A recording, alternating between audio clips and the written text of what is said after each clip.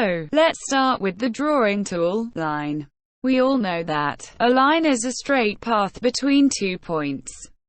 Therefore, a line must have a start point and an end point.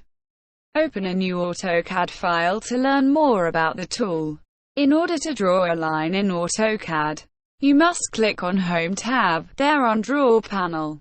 Over the top left, you can find the symbol for line, or you can use the command L to activate the line tool.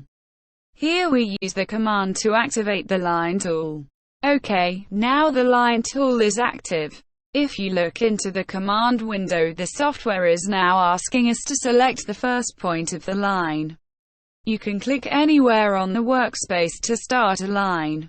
Once you click the first point, then the message on the command window changes to select the next point.